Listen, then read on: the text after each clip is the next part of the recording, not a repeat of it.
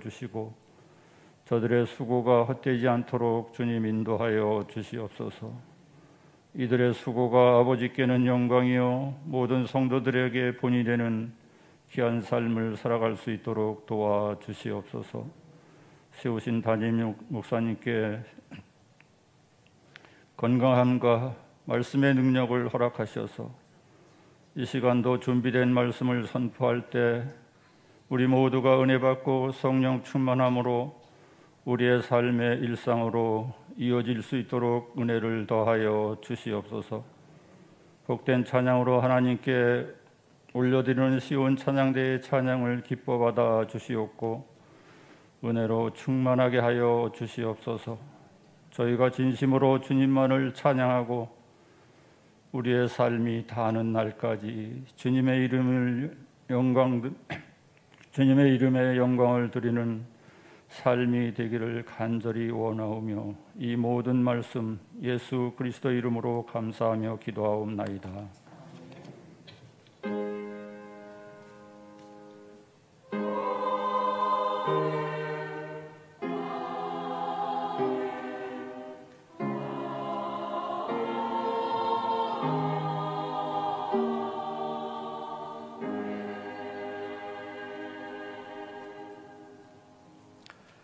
은혜 받으실 하나님의 말씀은 고린도후서 1장 18절로 20절에 있는 말씀입니다. 이 계시의 말씀을 읽을 때에 우리와 함께 하시는 성령님의 음성으로 들려줄 수 있기를 원합니다. 함께 낭독을 하겠습니다. 하나님은 미쁘시니라. 우리가 너희에게 한 말은 예하고 아니라 함이 없노라. 우리 곧 나와 실로아노와 디모데로 말미암아 너희 가운데 전파된 하나님의 아들 예수 그리스도는 예하고 아니라 함이 되지 아니하셨으니 그에게는 예만 되었느니라. 하나님의 약속은 얼마든지 그리스도 안에서 예가 되니 그런즉 그로 말미암아 우리가 아멘하여 하나님께 영광을 돌리게 되느니라. 사람은 누구나 성공하기를 원하고 있습니다. 그런데 성공을 원하고 바라지만 그러나 성공하지 못하는 경우가 너무나 많이 있습니다. 왜 그럴까요? 사람이 성공하기 위해서는 성공하기 위한 필요한 조건들을 갖추어야 되기 때문입니다. 사회학자 커밍워크 교수는 성공의 조건을 4가지로 요약해서 말해주고 있습니다. 하나는 지능입니다. 현대는 지능의 사회이기 때문에 IQ 곧 지능이 높아야 살아남을 수 있다는 거지요. 다시 말하면 생각하는 능력이 있어야 한다 하는 것입니다. 둘째는 지식입니다. 아무리 지능이 높아도 공부하지 않으면 그 머리는 비어 있는 것입니다. 성공하려고 하면 많은 지식이 두뇌에 입력되어 있어야 한다는 거예요. 이 말은 알아야 성공할 수 있다 이 말입니다. 세 번째는 기술입니다. 아무리 많은 지식을 가지고 있다 할지라도 그 지식을 따라 행할 수 있는 실천 능력이 없으면 성공할 수 없다는 겁니다.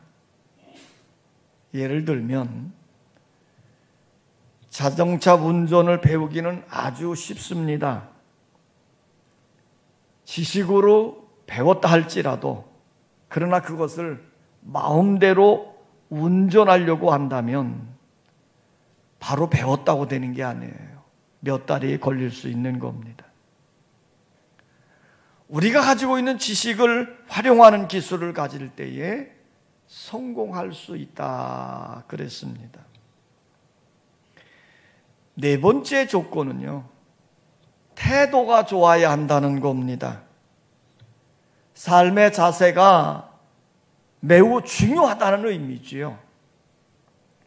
그러니까 지능, 지식, 기술이 뛰어나다 할지라도 삶의 자세가 어떠하느냐에 따라서 성공 확률은 93%가 된다는 겁니다.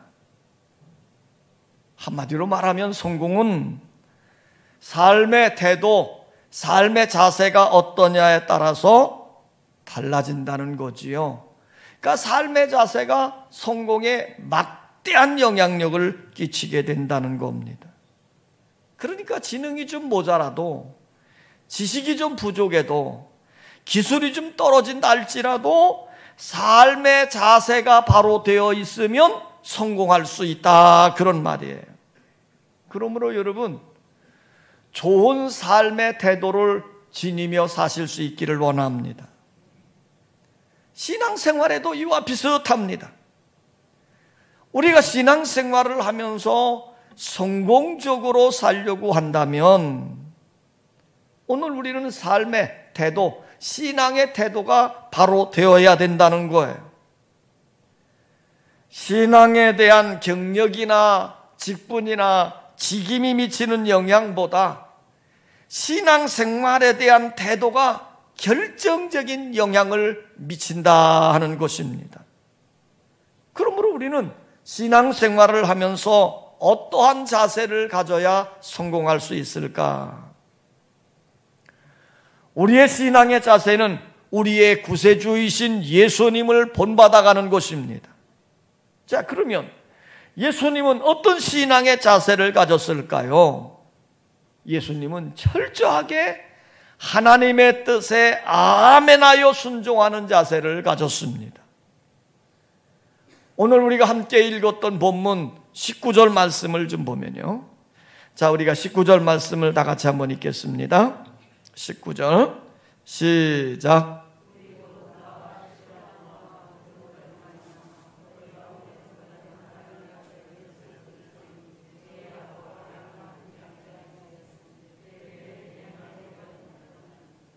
자, 우리 가운데 전파된 하나님의 아들 예수 그리스도는요, 예하고 아니라 함이 되지 아니했다. 그에게는 오직 예만 되었다, 이 말이에요. 어느 날 성부 하나님께서 성자 예수님에게 이렇게 말씀합니다. 얘야, 너는 인간의 몸을 입고 세상으로 내려가거라. 예. 너는 가난한 집의 아들로 태어나거라. 예. 세상에 태어나서 천대받고 가난하게 살면서 좀 힘들게 좀 살아라. 예. 너는 세상에서 오래오래 살지 말고 33년만 살다가 돌아와라. 예. 너는 사람들에게 붙잡혀서 매 맞고 고생하다가 십자가에 못 박혀 죽도록 해라. 예.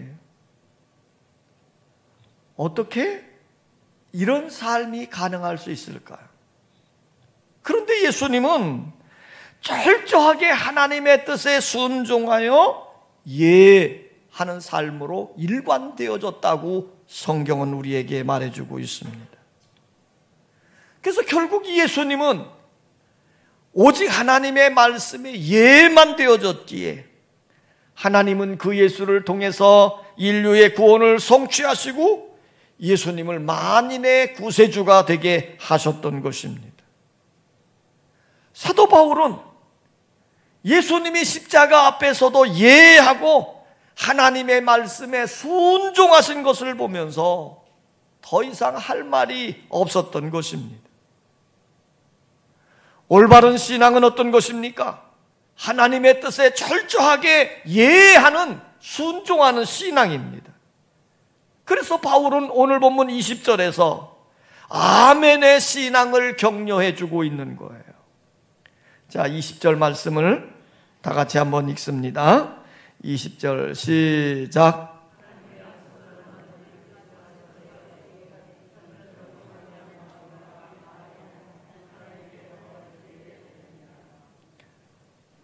하나님의 약속은 얼마든지 예수 그리스도 안에서 예가 되니 그런즉 우리는 아멘하여 하나님께 영광을 돌리게 된다. 바울은 이렇게 말씀하고 있습니다. 그러므로 우리는 어찌해 살아야 돼요? 예수님처럼 하나님의 약속 앞에 아멘, 아멘 하면서 순종하는 삶을 살아야 된다는 것입니다. 아멘. 이 아멘의 뜻은요, 헬라어로 보면 진실, 신뢰, 감사하다, 동의하다, 순종한다, 이런 뜻들이 담겨져 있습니다. 우리는 신앙생활을 하면서 수도 없이 아멘을 하지요. 기도할 때도 아멘하고요, 찬송이 있을 때도 아멘하고, 말씀을 들을 때도 아멘하고, 간증을 들으면서도 아멘을 합니다. 그런데 여러분, 우리가 신앙생활 하면서 아멘하는 거 맹목적으로 해서는 아무런 의미가 없다, 이 말이에요. 오늘 이 시간 우리는 이 아멘의 깊은 뜻을 바로 깨닫고 바른 아멘의 신앙을 가지고 살아가는 여러분의 삶이 되시기를 원합니다. 성도들의 아멘은 하나님의 약속이 예수 그리스도 안에서 성취된 사실을 인정하고 하나님을 찬양하는 의미가 담겨져 있어요. 또한 성도들이 아멘할 때 예수 그리스도를 통해서 하나님의 뜻에 순종하겠다고 하는 뜻이 담겨져 있고, 살아계신 하나님을 영화롭게 하는 의미가 담겨져 있는 것입니다. 그래서 성경은 말하는 거예요. 성도들이 아멘할 때 하나님이 영광을 받으신다. 하나님께 영광이 된다는 것입니다. 그러므로 이 아멘이란 신앙이 깊어지면 저절로 나오는 신령한 하늘의 언어예요. 성공적인 신앙의 자세는 하나님의 말씀 앞에 아멘하는 신앙입니다. 하나님의 뜻에 예하고 아멘함으로 하나님의 뜻을 인정하고 하나님의 뜻에 순종해 가겠다고 하는 의지의 결단이 담겨져 있는 표현이다 하는 것입니다. 이 아멘에는요, 몇 가지의 뜻이 담겨져 있어요. 우리가 아멘할 때 거기에는 신뢰의 아멘이 담겨져 있습니다. 아멘 할 때 신뢰한다, 이런 뜻이 있습니다. 그러니까 내가 절대적으로 하나님을 신뢰하고 의지한다. 그래서 내 모든 삶을 전적으로 하나님께 맡긴다, 이런 뜻이 담겨져 있는 거예요. 여러분, 참된 믿음이라고 하는 건 뭡니까? 우리의 모든 삶을 하나님께 완전히 맡겨버리는 거예요. 내가 할 수 있는 일은 내가 하고 내가 할 수 없는 어려운 일만 하나님께 맡긴다, 그런 것이 아니란 말이에요. 그럼 진정한 믿음은 뭡니까? 우리의 일상의 모든 것을 다 하나님께 맡겨버리는 거예요. 맡겨버리는 거예요. 그러면 우리가 왜 하나님께 모든 걸 맡겨야 되나요? 우리 하나님은 어떤 분이십니까? 모든 것을 창조하시고요, 모든 것을 다스리시고 통치하시는 절대 주권자이십니다. 그러나 반면에 우리는 어떤 자들입니까? 우리는 그분의 손으로 만들어진 피조물들이에요. 그러므로 우리의 생애나 우리의 운명의 모든 것은 전적으로 누구의 손에 달려 있습니까? 창조주이신 하나님의 손에 달려 있는 거예요. 그래서 사무엘 선지자는 이 하나님에 대해서 이렇게 고백을 합니다. 사무엘상 2장 6절로 7절에 나오는 말씀인데요, 여호와는 죽이기도 하시고 살리기도 하시며 음부에 내리게도 하시고 올리기도 하시는도다. 여호와는 가난하게도 하시고 부하게도 하시며 낮추게도 하시고 높이기도 하시는도다. 자, 우리 하나님은 어떤 분입니까? 인간의 흥망성쇠, 생사화복을 절대적으로 주관하시는 분이 하나님이시라는 거지요. 여러분, 이 세상의 모든 것은 우리의 뜻대로 되지 않아요. 여러분이 계획을 잘 세우고 나간다 할지라도 그 계획대로 여러분의 인생이 되어지지 않습니다. 오직 모든 것은 하나님의 뜻이 성취되어지고 하나님의 약속이 이루어져 가는 것입니다.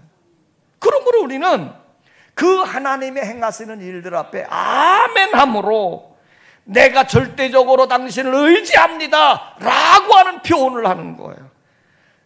하나님은 나의 인생 가운데 모든 것 좋게 하실 것이라고 하는 믿음을 가지고 그 하나님 앞에 아멘으로 표현하면 하나님은 그런 자에게 은혜를 베풀어 주시고 그런 자를 축복해 주시는 줄 믿습니다. 그러니까 우리가 아멘하는 건 뭐니까 하나님을 절대적으로 믿습니다, 이 표현.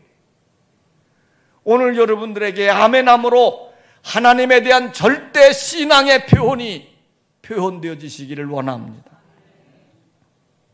또 이 아멘에는요, 감사의 아멘이 담겨져 있습니다. 그러니까 이 아멘에는 감사하다 이런 뜻이 담겨져 있는 거지요. 그러니까 우리가 아멘의 신앙은 어떤 신앙이냐? 하나님께 감사하는 신앙이다 이 말이에요. 그러니까 성경에 범사에 감사하라 이 말은 범사에 아멘하며 살아라 그 말이에요. 사도 바울은 정말 아멘의 신앙을 가진 사람이었죠. 그래서 그들 우리에게 말합니다. 범사에 감사하라, 범사에 아멘하라 그 말이에요. 그래서 바울은 기쁠 때나 괴로울 때나 자유로울 때나 감옥에 갇혔을 때나 환경을 바라보지 아니하고 항상 아멘함으로 하나님께 감사했던 것을 우리는 알 수 있습니다. 바울은 자신이 감옥에 갇혀 있으면서도요, 하나님이 자신을 좋게 하실 것이라는 믿음을 가졌습니다. 그래서 그는 감옥에서도 감사할 수 있었고 감옥 안에서도 기뻐할 수 있었던 거예요. 바울이 감옥에서 쓴 서신 중에 빌립보서가 있는데 4장에 보면 이렇게 표현들이 있습니다. 주 안에서 항상 기뻐하라. 내가 다시 말하노니 기뻐하라. 아니, 감옥에 있는 사람이 기뻐 환장했단 말이에요. 또 뭐라고 말합니까? 내게 능력 주시는 자 안에서 내가 모든 것을 할 수 있는, 감옥에 갇혀 있는 연약한 자인데 내게 능력 주시는 자 안에서 내가 모든 걸 할 수 있다는 거예요. 또 이렇게 표현했습니다. 나의 하나님이 그리스도 예수 안에서 영광 가운데 그 풍성한 대로 너희 모든 쓸 것을 채우시리라 그랬어요.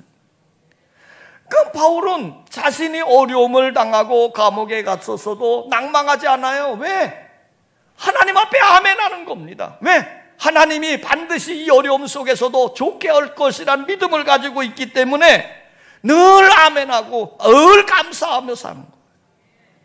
오늘 여러분들이 이런 하나님을 믿을 때 아멘할 수 있고 감사할 수 있게 되는 줄 믿습니다. 19세기 영국에 찰스 브래들러라고 하는 아주 유명한 무신론자가 있었습니다.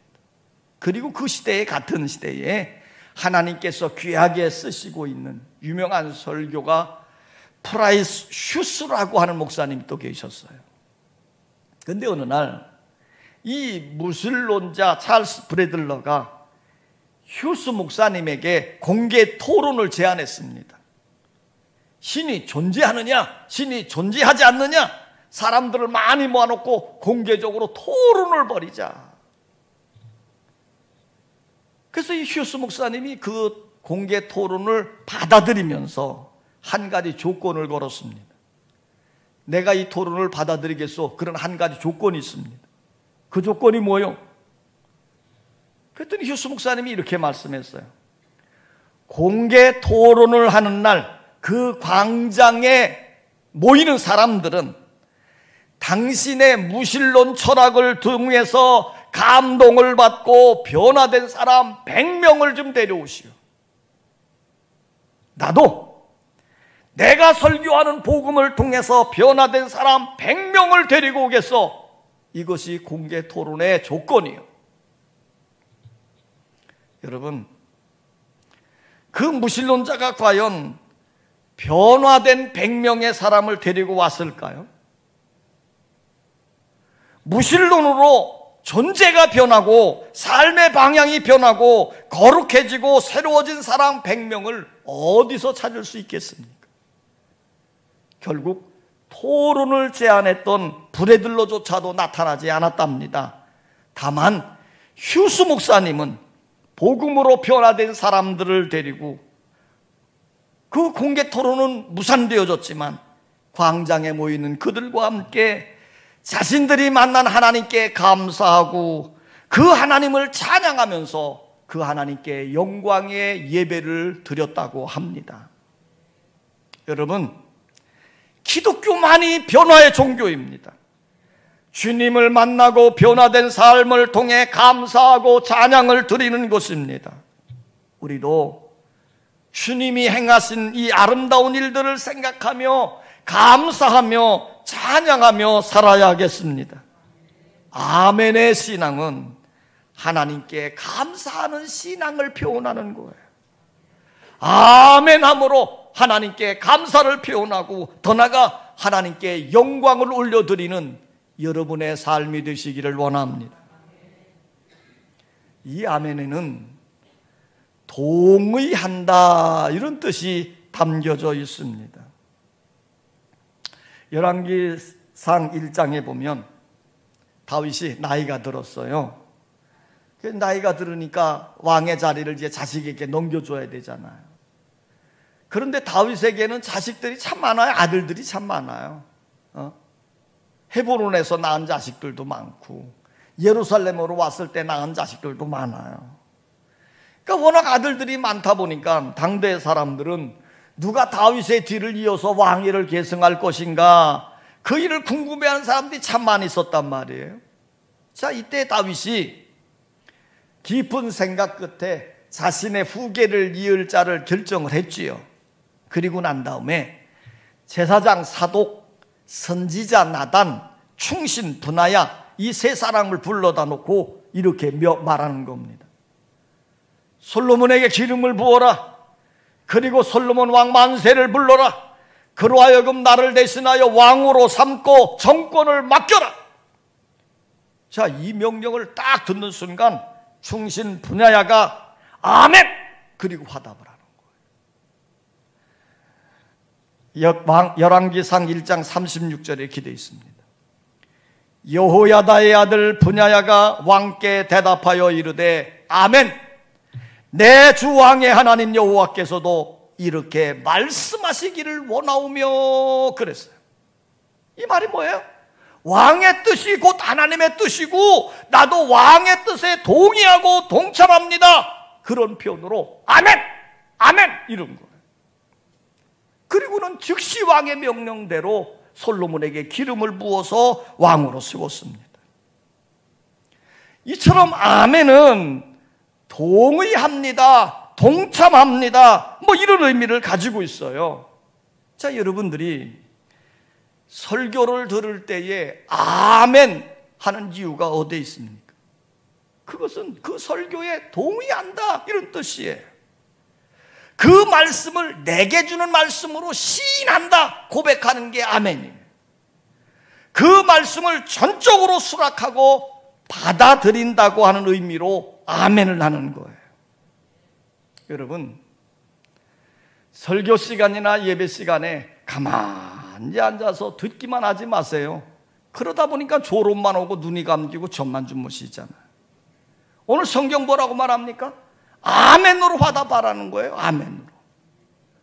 오늘 여러분이 말씀을 듣는 중에 아멘할 때 말씀에 경청하게 되어지고 그 말씀을 경청하게 되어지면 그 말씀이 삶의 양약식이 되어져서 삶의 큰 능력으로 나타나게 되어지는 줄 믿습니다.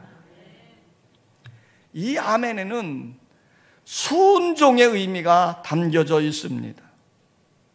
자, 오늘 읽은 본문 다시 한번 읽어보지요. 19절과 20절입니다. 같이 한번 읽습니다. 19절로 20절 시작.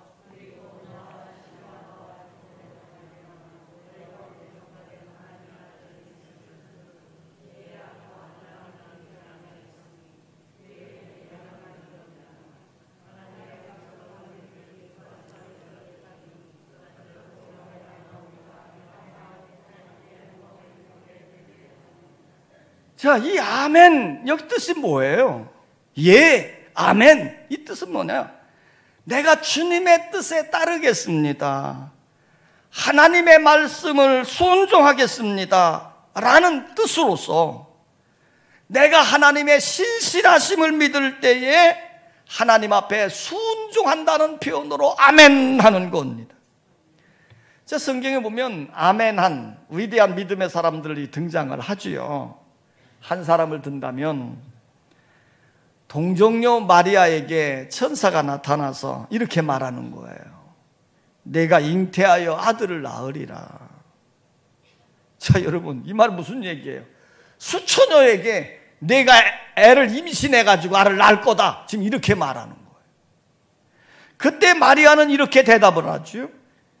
주의 계집종이 오니 말씀대로 내게 이루어지이다. 아멘. 그리고 화답을 한 거예요. 여러분, 이 마리아의 이 고백은 결코 쉬운 고백이 아닙니다. 여러분, 가만히 생각해 보세요. 마리아는 처녀, 동정녀 처녀예요. 그런데 애를 임신했다고 그러면 정혼한 요셉과 파혼하게 될 경우 생겨지는 거고, 또 부정한 여인으로 찍히게 되어지면 사람들에게 끌려가서 돌에 맞아 죽을 수도 있는 상황이에요. 이게 팔레스타인 유대인들의 상황이거든요. 자, 이런 상황에 마리아가 하나님의 말씀 앞에, 천사가 주는 말씀 앞에 아멘, 예 하고 받아들인단 말이에요. 왜 그랬을까요?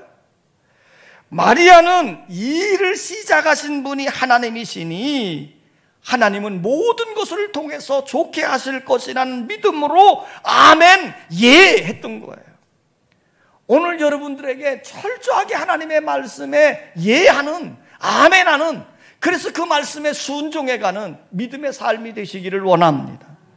자, 오늘 본문의 주인공인 예수 그리스도도 마찬가지지요. 예수 그리스도에게 하나님이 너 십자가에 달려 죽어라, 자, 이런 명령을 내렸습니다. 이제 십자가 사역을 앞에 놓고 예수님이 겟세마네 동산에서 기도를 하는 거예요. 근데 여러분 생각해 보세요.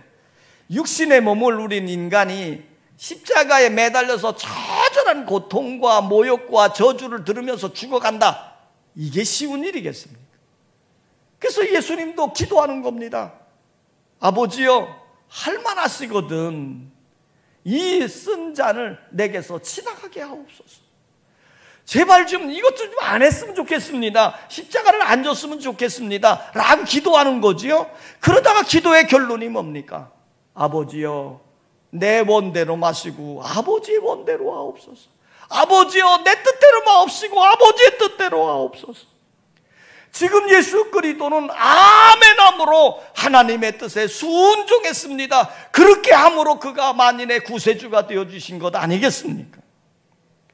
오늘 우리는 철저히 하나님 앞에 아멘함으로 순종하는 여러분의 삶이 되시기를 원합니다.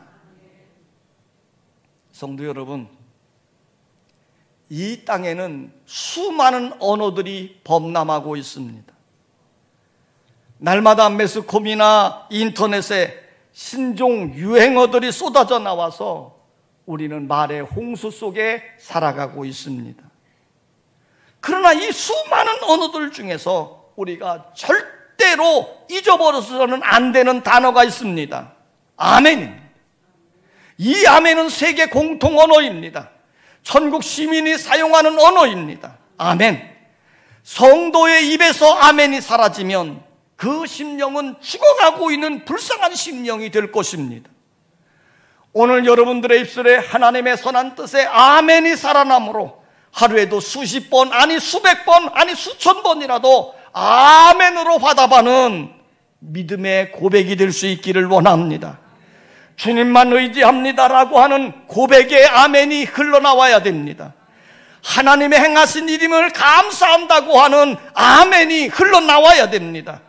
하나님의 명령에, 하나님의 뜻에 순종하겠다고 하는 아멘이 흘러넘칠 수 있기를 원합니다. 아멘으로 하나님의 말씀을 듣고 아멘으로 기도하십시다.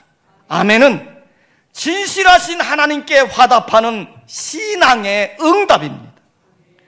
하나님의 약속은 얼마든지 그리스도 안에서 예가 되니 그런즉 그로 말미암아 우리가 아멘하여 하나님께 영광을 돌리게 되느니라.